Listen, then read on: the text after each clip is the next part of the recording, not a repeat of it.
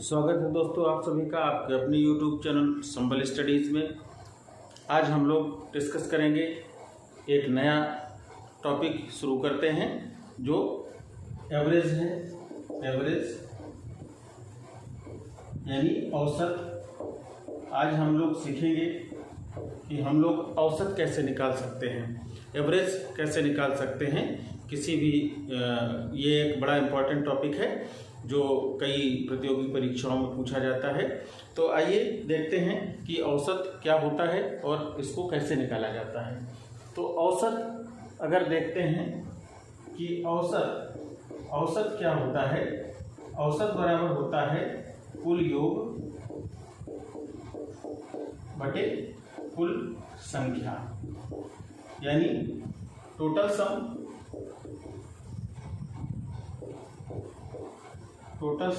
Upon total numbers, यानी total sum upon total numbers करेंगे तो हमको ये मिल जाता है एवरेज निकाल लो।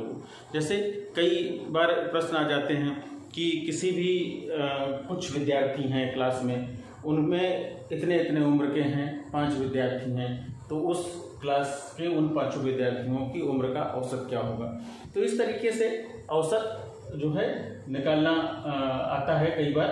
तो ये total sum upon total number. जैसे एक बहुत छोटा सा एग्जांपल लेके देखते हैं कि अगर 1 2 3 4 5 ये 5 संख्याएं हैं, 5 संख्याएं हैं, और अगर पूछा जाए कि इन 5 संख्याओं का औसत क्या होगा, तो इसमें औसत कैसे निकालेंगे कि इन 5 संख्याओं का सम कर लेंगे, इनका योग कर लेंगे। तो 5 और 4 9, 9 1 10 और 5 15, यानी अगर इनको 1 + 2 + 3 + 4 + 5 करेंगे तो ये सम आ जाएगा 15। और टोटल नंबर कितना है, अगर देखते हैं कि टोटल नंबर कितना है 5 है, तो इनका एवरेज क्या आ जाएगा, इनका औसत हो जाएगा, औसत आ जाएगा टोटल सम यानी 15 बटे टोटल नंबर यानी 5, यानी इसका औसत आ जाएगा 3। तो इस तरीके से हम औसत निकालते हैं।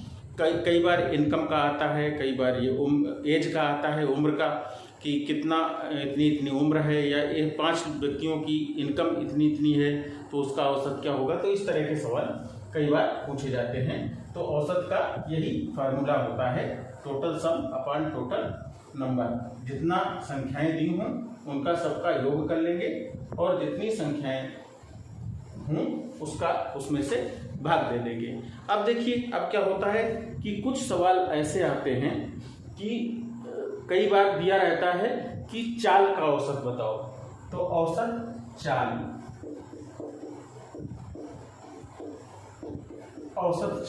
बराबर क्या होगा, औसत चाल बराबर होता है कुल दूरी, कुल चली गई दूरी बटे कुल समय, कुल चली गई दूरी अपॉन कुल समय, यानी total distance travelled divided by total time taken, total time taken. तो अब देखिए ये हमेशा सही होता है। चाल का सूत्र हमको पता है कि स्पीड का फार्मूला क्या होता है, चाल बराबर होता है दूरी बटे समय,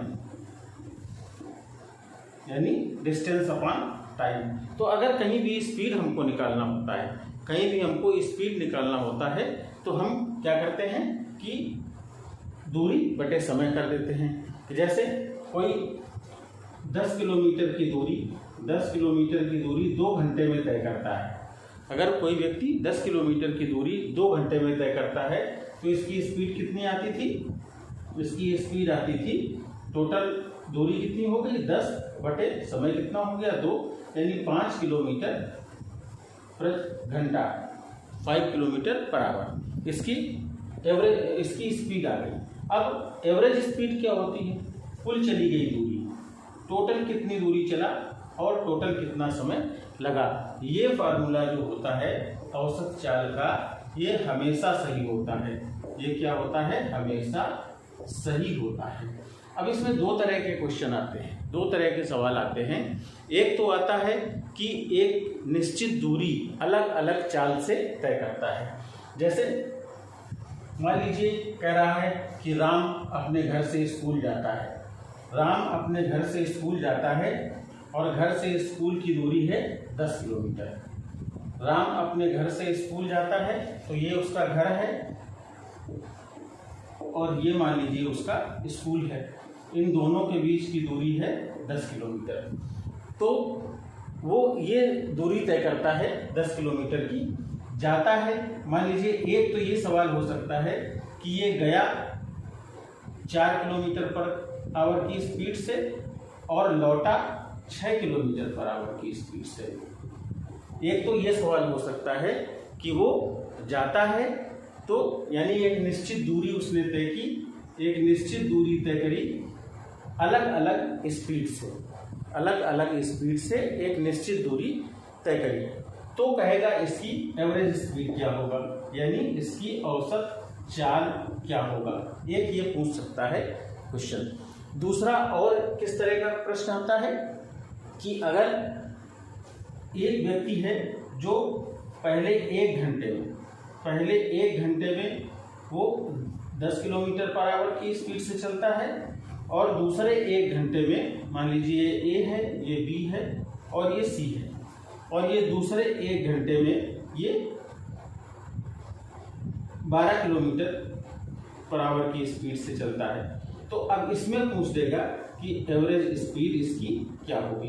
तो ये दो तरह के सवाल बनते हैं स्पीड में हमेशा। जब भी हमें एवरेज स्पीड निकालने की जरूरत पड़ती है तो इसमें दो तरह के सवाल बनते हैं। एक तो निश्चित दूरी चली गई अलग अलग स्पीड से, और दूसरा निश्चित समय में यानी एक घंटे में, एक घंटे में ये निश्चित समय है, दोनों का बराबर समय में ये अलग अलग स्पीड से चलता है। तो जब ऐसे सवालों को हम सॉल्व करते हैं तो क्या होता है कि हमें पहले तो ये होता है कि हम अगर एवरेज स्पीड बराबर total distance travelled upon total time निकाल लें। एवरेज स्पीड बराबर क्या होता था, total distance upon total time. तो इसमें हमें क्या करना पड़ेगा, जब हमारे पास इस तरह का सवाल आएगा तो हमें क्या करना पड़ेगा कि 10 किलोमीटर चला 4 किलोमीटर पर आवर की स्पीड से, तो हम इसमें टाइम निकालेंगे क्योंकि हमारे पास टाइम नहीं है, स्पीड तो है 10 किलोमीटर गया 10 किलोमीटर आया, तो स्पीड दिया है लेकिन टाइम नहीं है। तो हमें इसमें T1 T2 टाइम निकालना पड़ेगा दोनों में, और T1 T2 टाइम निकाल के तब टोटल टाइम आएगा और टोटल डिस्टेंस अपन टोटल टाइम करेंगे। तो ऐसे में हमें ज़्यादा टाइम लग जाएगा इसको सॉल्व करने में। तो इस तरीके के सवालों में एक फार्मूला होता है जिससे हम इसको सॉल्व कर सकते हैं। जैसे अगर अलग अलग एक निश्चित दूरी अलग अलग स्पीड से, मान लीजिए ये S1 और S2, इसको मान लीजिए S1 और इसको मान लेते हैं हम S2। ये S1 और S2 स्पीड से अगर ये एक निश्चित दूरी तय करता है यानी 10 किलोमीटर ही तय करता है, लेकिन एक 10 किलोमीटर S1 स्पीड से और एक 10 किलोमीटर S2 स्पीड से, तो इसका जो एवरेज स्पीड होता है, एवरेज स्पीड का फार्मूला होता है वो होता है 2S1 S2 अपान S1 प्लस S2। इसका जो फार्मूला होगा वो होगा 2S1 S2 अपान S1 प्लस S2, यानी इसको हम सीधे 2S1 कितना है 4, S2 कितना है 6 अपान S1 प्लस S2 कितना आ गया 4 प्लस 6 आ गया 10। चाहे इसमें 4 प्लस 6 ऐसे लिख सकते हैं, तो ये आ गया 10। तो ऊपर कितना आ गया, ऊपर आ गया 48 अपान 10, यानी ये 4.8 किलोमीटर पर आवर इसकी एवरेज स्पीड रही होगी। तो ये इस तरीके से हम इसको निकाल सकते हैं, हम सीधे इस फार्मूले में रख के हम इसमें निकाल सकते हैं। तो ये एक फार्मूला इंपॉर्टेंट है जो जानना चाहिए। हम अगर टोटल डिस्टेंस और टोटल टाइम निकालने के चक्कर में पड़ेंगे तो ये ज़्यादा टाइम ले लेगा, और हम इस फार्मूले में अगर सीधे रख देते हैं तो हमें इसमें कम टाइम लगेगा। तो हमें उन तरीकों को देखना है जिसमें हम जल्दी से सवाल को सॉल्व कर लेते हैं। और इसी तरीके से जैसे अगर दूसरा इसका तरीका है कि अगर ये एक निश्चित समय में, यानी 1 घंटे और 1 घंटे निश्चित समय में अलग अलग स्पीड से चलता है, एक 10 किलोमीटर पर आवर से चला और अगला 1 घंटे वो 12 किलोमीटर पर आवर से चला, तो इसकी एवरेज स्पीड क्या होगी। इसके लिए हमें क्या दिया है, टाइम तो दिया है लेकिन डिस्टेंस नहीं दिया। अब हमें total distance travelled upon total time के लिए हमें डिस्टेंस निकालना पड़ेगा। तो डिस्टेंस कैसे निकालेंगे, वही 4 बराबर दूरी बटे समय से पहले हम इसकी डिस्टेंस निकालें कि इस 1 घंटे में कितना डिस्टेंस चला और अगले 1 घंटे में कितना डिस्टेंस चला, उसके बाद ही हम इसकी एवरेज स्पीड निकाल सकते हैं। लेकिन इसका एक दूसरा फार्मूला भी होता है एवरेज स्पीड का। एवरेज स्पीड बराबर ये S1 प्लस S2 बाई 2, यानी दोनों ही जो इसके स्पीड दिया हुआ है हम दोनों का एवरेज ले लेंगे। जैसे इसमें 10 प्लस 12 बाई 2, तो ये कितना आ गया 22 बाई 2, यानी 11 kilometre per hour. 11 kilometre per hour इसकी एवरेज स्पीड आ गई। तो इस तरह के सवालों को अभी हम कॉन्सेप्ट डिस्कस कर रहे हैं। जब हम सवालों को डिस्कस करेंगे तो हमारे पास बहुत सारे अभी सवाल जब करेंगे तो हमें इसका आइडिया हो जाएगा कि हमें कहाँ पर इस फार्मूले को अप्लाई करना है और कहाँ पर इस फार्मूले को अप्लाई करना है। तो ये भी एक इम्पॉर्टेंट फार्मूला है जिसको हमें हमेशा याद रखना चाहिए कि अगर हमें सीधे सवाल आ गया तो हम टोटल टाइम निकालना या टोटल डिस्टेंस निकालना ये हमारे लिए अगर हम अलग अलग करते हैं तो ज़्यादा टाइम टेकिंग हो जाएगा, और अगर हम एक साथ इस फार्मूले से कर लेते हैं तो हमारा सवाल जल्दी से सॉल्व हो जाता है। अब हम डिस्कस करेंगे, कई प्रश्न आते हैं संख्याओं पे कि संख्याओं के प्रश्न को हम कैसे हल करते हैं। तो इसके लिए हमारे पास कुछ फार्मूले हैं जो हम सीधे सीधे अप्लाई कर लेते हैं, या फिर हम समांतर श्रेणी के फार्मूलों से हम उनको सॉल्व करने की कोशिश करते हैं। तो चलिए जानते हैं अब कि समांतर श्रेणी क्या होती है, क्योंकि ये समांतर श्रेणी से संबंधित बहुत सारे प्रश्न हम आसानी से हल कर सकते हैं। तो समांतर श्रेणी एक ऐसी श्रेणी होती है कि जिसमें एक संख्याओं की ऐसी सीरीज जिसमें क्रमागत 2 पदों का डिफरेंस जो होता है वो सेम होता है हमेशा। तो देखिए कैसे हम अब समझते हैं कि ये क्या होता है। जैसे इसका एक श्रेणी ऐसे है a plus D, a plus 2d, a plus 3d। तो इस तरीके से ये सीरीज चलती चली जाती है। मान लीजिए ये इनफाइनाइट तक जाती है, अनंत तक जाती है।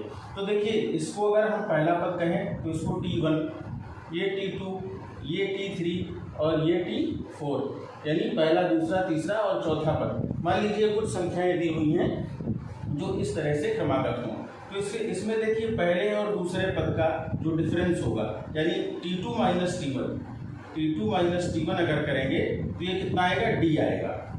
इसी तरह से t3 माइनस t2, यानी तीसरे और दूसरे पद का डिफरेंस भी d आएगा। इसी तरीके से चौथे और तीसरे पद का डिफरेंस भी जो अंतर है वो d आएगा। तो इस तरीके से अगर कोई हमें सीरीज मिलती है तो इसको हम कहते हैं कि ये समांतर श्रेणी है। तो अब इसमें देखिए a क्या है, a क्या है, प्रथम पद। a क्या है, इसका प्रथम पद, यानी t1 क्या है, a है। और d क्या है इसमें, इसको कहते हैं सार्वंतर या कॉमन डिफरेंस इसको इंग्लिश में कहते हैं, ये d होता है। तो इस तरीके की अगर कोई हमें सीरीज मिलती है तो इसको हम कहते हैं कि ये एक समांतर श्रेणी है। तो देखिए औसत निकालने में, एवरेज निकालने में बहुत सारी संख्याओं का उपयोग होता है। तो इसमें हमें क्या करना होता है कि कुल योग अपान कुल संख्या, औसत निकालने में हम कुल योग अपान कुल संख्या निकालते हैं। तो कुल योग अपान कुल संख्या निकालने में हमें क्या योग की जरूरत पड़ती है, तो इसका सम कैसे निकालते हैं। तो इसमें अगर हमें मान लीजिए कोई ऐसी सीरीज दी है और कह दे कि इसके 20वें पद का 20 पदों का योग निकालो, तो यानी इसका यनवा पद, समांतर श्रेणी का यनवा पद, यानी tn का जो फार्मूला होता है वो a plus n minus 1 into D. तो ये जो हमें समांतर श्रेणी के nवें पद कोई भी पद है, 20वां पद, 30वां पद, 50वां पद, 100वां पद, 1000वां पद, तो इसमें हम a plus n minus 1 into D, n क्या होगा, पदों की संख्या होगी, d क्या है, d सार्वंतर है कि जो है कितना कॉमन डिफरेंस है, और a क्या है, a इसका प्रथम पद है। तो इस तरीके से हम जो है कर सकते हैं कि हम इसमें जो है निकाल सकते हैं n वां पद। इसी तरीके से n पदों के योगफल, n पदों का योग अगर देखें, इसको कहते हैं सम ऑफ n टर्म्स यानी Sn। इसका फार्मूला होता है n/2 2a plus n minus 1 into D. इसमें क्या है, वही है, a इसका प्रथम पद होगा, d इसका सार्वंतर होगा, और n होगा इसमें पदों की संख्या। अच्छा, इसमें कभी कभी ऐसा आ जाता है कि अंतिम पद भी दिया होता है लेकिन पदों की संख्या नहीं दी होती, तो उसमें क्या करते हैं कि यदि अंतिम पद, अगर अंतिम पद कहीं दिया है, अंतिम पद यल दिया है, तब जो हम Sn निकालते हैं n पदों का योगफल, तो ये क्या हो जाएगा, ये हो जाएगा n/2 a प्लस n, यानी जितने पद हैं अपान 2 और प्रथम पद प्लस अंतिम पद। तो ये तीन फार्मूले जो हैं ये हमें याद रखने चाहिए, ये हमारे काम के बहुत आते हैं जब एवरेज का चैप्टर निकाला जाता है। तो अब देखिए, इसको आप नोट कर लीजिए।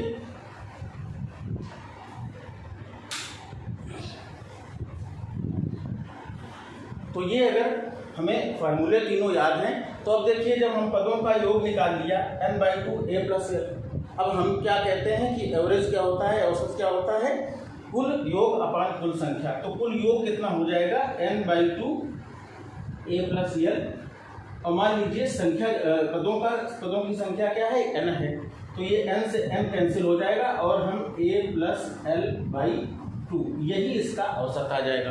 तो हम पदों का योग निकालने के लिए हम इन फार्मूले का प्रयोग करते हैं। तो अच्छा, अभी हम एक देखते हैं, मान लीजिए एक संख्याओं की एक क्रम दिया हुआ है, एक सीरीज दी हुई है, ऐसे 1 2 3 4 5। तो अगर ये 1 2 3 4 5 ये एक मान लीजिए श्रेणी दी हुई है संख्याओं की, तो क्या करते हैं कि अब इसमें देखिए, इसका अगर हमें औसत निकालना है, तो देखिए हमें हर पद के बीच में अंतर कितने का है, 1 का, 1 से 2 में 1 का अंतर, 2 से 3 में 1 का अंतर, 3 से 4 में 1 का अंतर, और 4 से 5 में 1 का अंतर। तो ये क्या है, ये हमारी ये AP है, यानी ये एक समांतर श्रेणी है। ये एक बहुत छोटा सा एग्जाम्पल लेके बता रहे हैं। तो इसका अगर औसत ऐसे हमको निकालने को पूछा जाए, तो हम क्या करेंगे, इन सारे पदों का योग कर देंगे, और पदों की संख्या 5 है, तो कैसे निकालेंगे इसका औसत अगर निकालने को आ जाए तो कैसे निकालेंगे, 1 + 2 + 3 + 4 + 5 अपान 5। अब इसको अगर जोड़ेंगे तो 5 4 9 3 12 2 14 और 1 15, यानी 15/2, 15/5 सर, 15/5। तो ये आ गया, एवरेज आ गया इसका 3, इसका औसत 3 आ गया। इसको हम Sn वाले फार्मूले से भी लगा सकते हैं, क्या, n/2 2a plus n minus 1 into D. n कितने हैं, 5 पद, तो 5/2 2a का मतलब 1 प्लस n का मतलब 5 माइनस 1 इंटू डी का मतलब 1। देखिए d 1 है और a भी 1 है, तो इसको जब हम सॉल्व करते हैं तो 5/2 ब्रैकेट में क्या आ जाएगा, 2 प्लस 5 में 1 घट जाएगा, तो ये आ जाएगा 4, तो 6 आ गया ये। तो 5/2 इंटू 6, ये अगर 3 से कट जाएगा और ये 15 आ जाएगा, यानी पदों का योग कितना आ गया, 15 आ गया। जब पदों का योग 15 आ गया तो फिर क्या करेंगे, इस 15 को 15/5 कर देंगे, जो हमें एवरेज निकाल के 3 दे देगा। तो यानी इस तरीके से हम इसमें जो है ये कर सकते हैं, हमारे दोनों आंसर सही आ रहा है, तो इसलिए हम इस समांतर श्रेणी के इन फार्मूला का उपयोग कर सकते हैं पदों का योग निकालने में। अब जैसे आ जाए कि प्रथम 20 प्राकृतिक संख्याओं का योग निकालना, तो अब 20 प्राकृतिक संख्याएं, अब हमें कुछ संख्याओं पर ऐसे प्रश्न आते हैं, तो हमें संख्याओं के बारे में कुछ जानकारी कर लेनी चाहिए। जैसे प्राकृतिक संख्याएं क्या हैं? प्राकृतिक संख्याएं यानी नेचुरल नंबर्स। नेचुरल नंबर्स क्या होते हैं? नेचुरल नंबर्स होते हैं ये 1 2 3 4 से लेके इनफाइनाइट तक ये नेचुरल नंबर होते हैं। ऐसे ही पूर्ण संख्याएं, पूर्ण संख्याएं इनको क्या कहते हैं? Whole number. इनको क्या कहते हैं? Whole numbers. तो पूर्ण संख्याएं क्या होती हैं? ये होती हैं पूर्ण संख्याएं 0 1 2 3 4 ऐसे करके ये चली जाएंगी। तो ये धन पूर्ण संख्याओं का एक सीरीज बन गई। ऐसे ही कभी कभी अभाज्य संख्याएं, अभाज्य संख्याएं यानी प्राइम नंबर्स, ये क्या होते हैं? Prime numbers. ये होते हैं प्राकृतिक संख्याएं। क्या होती हैं? ये होती हैं नेचुरल नंबर्स। Natural numbers. तो प्राइम नंबर्स क्या होते हैं? जो किसी से, जिनमें किसी का भाग ना जाए, यानी जो किसी से न कटती हों। तो ऐसी कौन सी संख्याएं होंगी जो किसी से न कटती होंगी? तो उनको हम कहेंगे अभाज्य संख्याएं। इनमें 2 3 5 7 इस तरीके से ये चली जाती हैं। 11 13 17 और 19 ये क्या है? ये प्राइम नंबर्स हैं। ये जो है ये किसी से नहीं कटते, या तो ये खुद से कटते हैं या फिर एक से कटते हैं। यानी ऐसी संख्याएं जो या तो खुद से कटे या एक से कटे, उनको हम कहते हैं कि ये प्राइम नंबर्स हैं। तो हम इस तरीके से कुछ संख्याओं के बारे में, अब जैसे 2 को बहुत बार कंफ्यूजन होता है कि ये भाज्य संख्या है कि अभाज्य संख्या है, लेकिन इसको प्राइम नंबर में यानी अभाज्य संख्याओं में ही इसको लिया गया है। तो इसलिए ये बहुत ध्यान रखना है कि अगर प्रथम 20 अभाज्य संख्याओं का अगर आपको एवरेज निकालने को आ जाए तो हम उसको 2 से शुरू करेंगे। तो इस बात को हमें हमेशा ध्यान रखना होता है। तो इस चीज़ को आप नोट कर सकते हैं।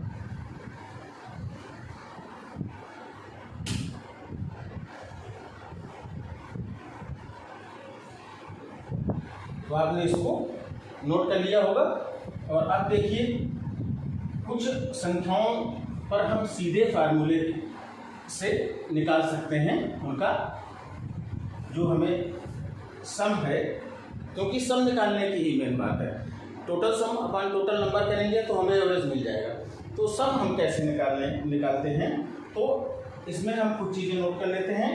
प्रथम n प्राकृतिक संख्याओं का, प्रथम n प्राकृतिक संख्याओं का योग, ये क्या होता है? इसका फार्मूला n/2 n+1, ये इसका फार्मूला होता है। अब इसका जब हम n/2 n+1 से इसका सम निकाल लेंगे और जब हमको इसका एवरेज निकालने की ज़रूरत होगी तो हम क्या करेंगे? एवरेज निकालने के लिए हम इसमें n का भाग देंगे। तो जब इसमें n का भाग देंगे तो अपान n हो जाएगा, तो n से n कट जाएगा, n+1/2 इसका एवरेज आ जाएगा। तो इस तरीके से हम इसको हम योग निकालने का फार्मूला नोट कर लेते हैं और इसके बाद एवरेज को हम निकाल लेंगे। ऐसे ही एक और फार्मूला है, दूसरा फार्मूला, प्रथम n सम प्राकृतिक संख्याओं का योग। अगर सम प्राकृतिक संख्याएं हैं, प्रथम n सम प्राकृतिक संख्याओं का योग। जैसे सम प्राकृतिक संख्याएं क्या है? 2 4 6 8 10 12, तो ये सब सम प्राकृतिक संख्याएं हैं। तो इन सम प्राकृतिक संख्याओं का अगर हम योग निकालेंगे तो इसका फार्मूला होता है n × n+1। तो ये सम प्राकृतिक संख्याओं का फार्मूला क्या है? n × n+1। इसी तरीके से प्रथम n विषम प्राकृतिक संख्याओं का योग। अब विषम प्राकृतिक संख्याएं क्या होती हैं? 1 3 5 7 9, ये सारी विषम प्राकृतिक संख्याएं हैं। तो अगर इनका हमें n संख्याओं का योग निकालना है तो इसका फार्मूला होता है n²। इसका फार्मूला होता है n²। अगर 5 संख्याएं हैं, प्रथम 5 विषम प्राकृतिक संख्याओं का योग अगर निकालने को आ जाए तो 5 का स्क्वायर यानी 25। प्रथम 25 विषम प्राकृतिक संख्याओं का योग निकालने को आएगा तो 25 का स्क्वायर यानी 625। तो इस तरीके से हम जो है इनका योग निकाल सकते हैं। इसी तरीके से हमें अगर वर्गों का योग और घनों का योग आ जाए तो हम कैसे निकालते हैं, तो इसका भी हम फार्मूला नोट कर लेते हैं। प्रथम n प्राकृतिक संख्याओं के वर्गों का योग। तो अब इसमें प्रथम n प्राकृतिक संख्याओं के वर्गों का योग यानी 1 square plus 2 square plus 3 square plus 4 square, अगर इस तरीके से n स्क्वायर तक जाए, अगर इस तरीके से n स्क्वायर तक जाए तो इस n प्राकृतिक संख्याओं का योग क्या हो जाएगा। इसका योग होता है n/6 n+1 और 2n+1। तो देखिए इस फार्मूले के सहायता से हम n प्राकृतिक संख्याओं के वर्गों का योग निकाल सकते हैं। इसी तरीके से एक फार्मूला हम और देखेंगे कि प्रथम n प्राकृतिक संख्याओं के घनों का योग। ये घनों का योग का मतलब क्या हुआ कि 1 cube plus 2 cube plus 3 cube plus 4 cube ऐसे करके अगर n क्यूब तक जाए प्लस n क्यूब तक जाए तो ये n प्राकृतिक संख्याओं के घनों का योग हो जाएगा। इसका जब हम फार्मूला लिखते हैं तो ये होता है n/2 n+1 इस पूरे का होल स्क्वायर। तो इस तरीके से हम क्या करते हैं कि हम इन संख्याओं का योग निकाल सकते हैं और योग के बाद जब उसमें हम n का भाग दे देते हैं तो हमें उसका औसत पता चल जाता है। तो इस तरीके से दोस्तों हम इन संख्याओं के बारे में, इनका योग के बारे में हमने जाना। और अब देखिए हम कुछ फैक्ट बता रहे हैं, जो कुछ फैक्ट ऐसे होते हैं कि जिनसे आप बिना सॉल्व किए भी क्वेश्चन को उस फैक्ट के आधार पर, उस नॉलेज के आधार पर आप सॉल्व कर सकते हैं। जैसे अगर कुछ संख्याएं दी हैं और उनका औसत दिया है, यदि कुछ संख्याएं दी हैं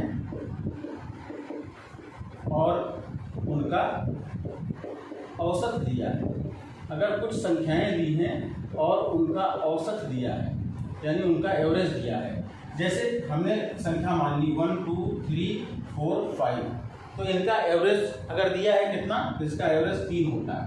ठीक, हमने अभी निकाला था।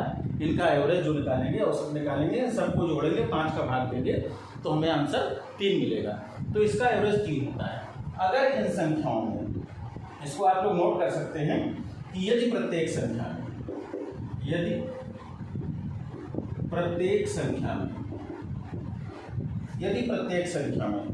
एक नियत संख्या जोड़ी जाए, प्रत्येक संख्या में एक नियत संख्या जोड़ी जाए तो औसत में उस संख्या के बराबर वृद्धि हो जाती है। इसका मतलब क्या है आप समझते हैं कि देखिए हमने कहा 1 2 3 4 5 ये संख्याएं दी हुई हैं और इनका औसत 3 है। अगर हर एक संख्या में कोई नियत संख्या जोड़ी जाए, जैसे हमने 1 में 1 जोड़ दिया, 2 में 1 जोड़ दिया, 3 में 1 जोड़ दिया, 4 में 1 जोड़ दिया, 5 में 1 जोड़ दिया, तो अगर सब में 1 जोड़ा गया, प्रत्येक संख्या में एक नियत संख्या 1 अगर जोड़ी गई तो क्या है कि उसका औसत क्या हो जाएगा। अगर सब में हम 1 1 जोड़ते हैं तो औसत भी 1 बढ़ जाएगा, यानी 3 में हम 1 जोड़ दें तो उसका औसत 4 आएगा। अगर हम हर संख्या में 2 2 जोड़ते हैं, 1 में 2 जोड़ दिया, 2 में 2 जोड़ दिया, 3 में 2 जोड़ दिया, 4 में 2 जोड़ दिया और 5 में 2 जोड़ दिया, सब में हम 2 2 जोड़ते हैं तो औसत में भी 2 की वृद्धि हो जाएगी, यानी 2 बढ़ जाएगा, 3 + 2 5 हो जाएगा उसका एवरेज। तो इस तरीके से हम इसको केवल इस फैक्ट को जान के हम बहुत सारे सवालों को उस तरीके से सॉल्व कर सकते हैं। इसी तरीके से ये तो जोड़ने की बात हो गई। अगर यदि प्रत्येक संख्या में एक नियत संख्या घटाई जाए, अब हम कहते हैं कि अगर एक नियत संख्या घटाई जाती है तो औसत में उसकी उतनी ही संख्या की कमी आती है। जैसे हम 1 2 3 4 5 में हम 1 जोड़ रहे थे, तो हमारा औसत भी 1 बढ़ जा रहा था, 3 से 1 बढ़ जा रहा था। इसी तरीके से अगर हम सब में 1 1 घटा दें, 1 में 1 घटा दें, 2 में 1 घटा दें, 3 में 1 घटा दें, 4 में 1 घटा दें और 5 में 1 घटा दें, अगर हम सब संख्याओं में एक नियत संख्या यानी 1 को हम घटाते हैं, तो जब 1 को घटाते हैं तो इसमें भी 1 की कमी आ जाएगी, यानी औसत भी 1 कम हो जाएगा। तो इस बात को हमें समझना है और जानना है। इसी तरीके से तीसरा एक रूल है कि यदि प्रत्येक संख्या में किसी नियत संख्या का गुणा किया जाए, अगर गुणा किया जाए तो औसत भी उतने गुना हो जाता है। तो औसत क्या हो जाता है, जिस संख्या का गुणा किया जाता है उतने गुना हो जाता है।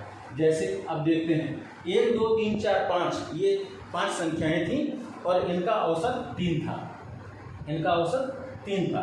तो हम क्या करते हैं कि अब इनमें सब में 2 2 का गुणा कर देते हैं। 1 में 2 का गुणा करेंगे, 2 में 2 का गुणा करेंगे, यानी संख्याएं कौन सी, अब नई संख्याएं कौन सी बन जाएंगी, 2 4 6 8 और 10, ये नई संख्याएं बन जाएंगी। तो अगर हम अब उन नई संख्याओं का जो औसत आएगा तो वो कितना आ जाएगा, 2 गुना, यानी 3 का 2 गुना 6 आ जाएगा। तो हमें वो संख्याएं निकालने की ज़रूरत नहीं है और उनका औसत निकालने की ज़रूरत नहीं है। हमने ये देखा कि अगर एक नियत संख्या का गुणा कर दिया जाता है तो उतने ही गुना औसत भी हो जाता है। इसी तरीके से अगर देखा जाए कि अगर हम यदि किसी नियत संख्या का भाग दिया जाए, यदि किसी नियत संख्या का भाग दिया जाए तो औसत भी उसके भाग देने से आता है, उतने गुना कम हो जाता है। औसत में भी उसका भाग हो जाता है। ठीक है, ऐसे हम समझ लेते हैं, औसत में भी उसका भाग हो जाता है। तो यानी अगर हमने भाग दिया है तो औसत क्या हो जाएगा, औसत में भी उसका